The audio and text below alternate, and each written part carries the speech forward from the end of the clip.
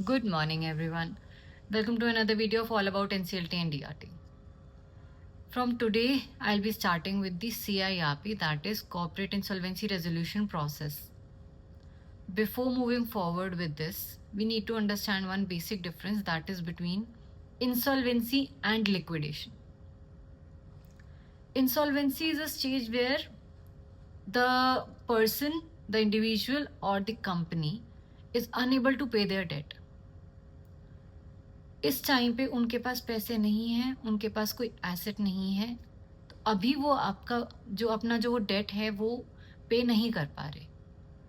But there is a possibility, there is a chance कि if वो इस situation से रिकवर कर जाते हैं, somehow they are able to gather some amount of money, कोई सॉल्यूशन निकलता है, तो फिर वो इन फ्यूचर अपना डेट पे कर देंगे once they come out from the insolvency situation.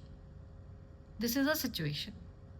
Liquidation is like a final step, is like a finality of everything. Liquidate एक बार कंपनी हो गई, then there is nothing left, there is no recovery from this. Company liquidate होने के बाद company ख़त्म हो जाती है, वो एग्जिस्ट नहीं करती.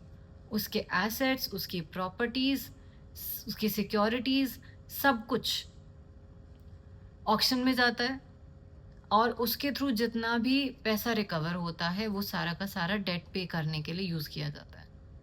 Now the company is totally dissolve, अब वो कंपनी एग्जिस्ट नहीं करती, तो there is no going back.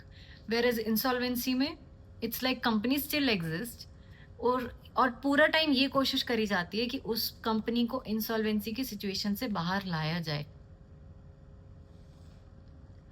इसीलिए CIRP लाया जाता है. CIRP की फुल फॉर्म है कॉर्पोरेट इंसॉल्वेंसी रेजोल्यूशन प्रोसेस.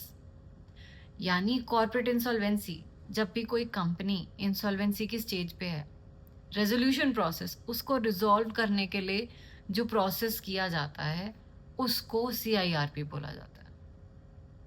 इसमें sometimes there can be one of the situation जहाँ पे कंपनीज टेक ओवर कर ली जाती हैं by the other company, but still जो एग्जिस्टिंग कंपनी थी वो अब भी है, वो पूरी तरीके से लिक्विडेट नहीं हुई है, वो ख़त्म नहीं हुई है.